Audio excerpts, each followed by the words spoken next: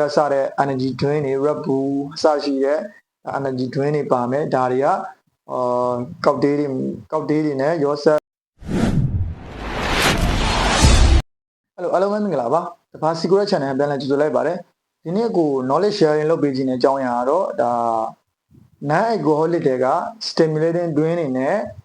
nourishing drink တွေအကြောင်းပဲဖြစ်ပါတယ်ဒါ non alcoholic တွေမှာဆို3မျိုးရှိတယ်ဒါ refreshing drink ပါမယ် stimulating drink ပါမယ်ကျွန်တော် nourishing drink တွေပါမယ်ဒီ3မျိုးရှိမယ်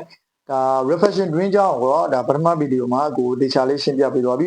refreshing drink တွေမှာပါလဲဆိုတော့ဒါပထမဗီဒီယိုမှာတွားကြည့်သိနိုင်ပါတယ်ဒီနေ့ကတော့ကိုဒါ stimulating drink တွေနဲ့ဒါ nourishing drink တွေကြောင့်နှမျိုးကြောင့်တခါလေးရှင်းပြပေးမယ်ဒါတူတယ်တူနဲ့လိုရင်းပဲ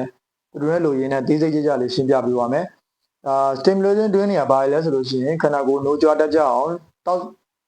နှိုးကြွတတ်ကြအောင်လုပ်နိုင်တယ်လောက်စားဆောင်ပေးနိုင်တယ်တောက်စရာ drink တွေပေါ့တောက်စရာအရည်တွေပေါ့ drink တွေမှာဒါကောက်တေးတွေမှာဆိုလို့ရှိရင်ဒီလိုကော်ဖီနဲ့ဆက်ပြီးတော့ဒါလောက်ရမယ်အရာတွေရှိတယ်espresso martini တို့ဘာလို့အခြားဟာတွေပါတယ်ပေါ့ကော်ဖီပါတယ် caffeine ဓာတ်ပါတယ်ဒါအခါလိုဝါတို့ကော်ဖီ liquor တွေမှာလည်းဒီcaffeine နဲ့ပါတယ်ဒါတောက်စရာအရက်တွေရှိတယ်ဒါဆိုလို့ရှိရင်ဒီနေ့ကstimulating drink နဲ့ nourishing drink နှစ်မျိုးရှင်းပြရမယ် stimulating drink ကတော့ခုနကကိုပြောတဲ့အတိုင်းဒါခန္ဓာကိုယ်ကိုနှိုးကြွတတ်ကြလန်းဆန်းစေအောင်တောက်စရာအရည်တွေဆိုတော့နံပါတ်1ဘာတွေပါမလဲ coffee ပါမယ်နံပါတ်2ကျွန်တော်တို့ tea ပါမယ်နံပါတ်3chocolate စတဲ့ energy drink တွေ Red Bull အစရှိတဲ့ energy drink တွေပါမယ်ဒါတွေက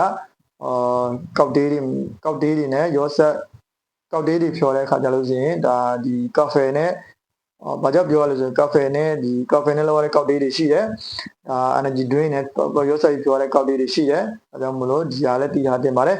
ဗာဒနာညီငယ်ညီမငယ်လေးများတည်ထားတင်တဲ့အတွက်stimulating drink တွေမှာဘာတွေပါလဲဆိုလို့ရှိရင်ဒါနံပါတ်1 coffee ပါမယ်နံပါတ်2 tea ပါမယ်နံပါတ်3chocolate နံပါတ်4စတဲ့ energy drink Red Bull ဒါ150စတဲ့ energy drink အကုန်လုံးပါတယ်ဒါတွေနဲ့ဒါကောက်တေးကို mixing လုပ်လို့ရတယ်coffee ရဲ့ဒါအလုံးလုံးပုံ coffee အမျိုးအစားဘာညာတွေကတော့တေချာမရှင်းပြပြီးတော့ဘူးဘာကြောင့်လဲဆိုလို့ရှိရင် barista တော့မှမဟုတ်တဲ့အတွက်ဘာဒနာညီငယ်ညီမငယ်လေးအဓိကဦးစားပေးပြောချင်တာဖြစ်တဲ့အတွက်ကိုဒီ barista အပိုင်းကိုအခုတေချာမရှင်းပြပြီးတော့ဘူးဒါ cappuccino americano espresso ဘာညာတော့အခြေခံဘာဒနာညီငယ်ညီမငယ်လေးတွေကနေကျင်သိပါတယ်cafe ကဒါဒီတက်ပူပြီးနဲ့နေပါတယ်ကဖေရဲ့ပုံစံကဖေရဲ့လုပ်ပုံကဖေရဲ့အသုံးဝင်ပုံကဖေရဲ့ဒီဒါလောက်ဆောင်ချက်တွေကဒီတက်ပူပြီးများဒါဘာဒင်နာမှာလို့ဘာဒင်နာမှာလို့မျိုးဘာဒင်နာမှာလို့မျိုးပဲဒီဘာဒစ္စတာမှာလည်းရှိပါတယ်သူကဏ္ဍနဲ့သူပေါ့နော်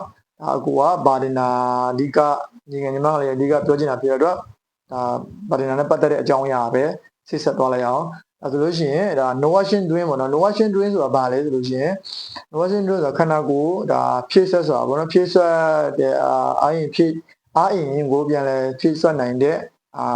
အရည်ဖြစ်ပါတယ်အရည်ဆိုတော့အဲ့ဒီမှာဘာတွေပါလဲဆိုတော့ note အမျိုးပါမယ် new အမျိုးပေါ့နော် new ဆိုလို့ရှိရင်တိန်ချင်ပါမယ်မြို့မှာအမျိုးဒါပဲရထွက်တဲ့ note ဆန်ကထွက်တဲ့ note တခြားနွားကထွက်တဲ့ note note တွေအားလုံးခြုံပြီးဆိုရင် newပေါ့နော်အဲဒီမျိုးပါမယ်နို့ဖြစ်ဟာဖြစ်တဲ့စားတဲ့နို့မှာအဓိကအများဆုံးပါတယ်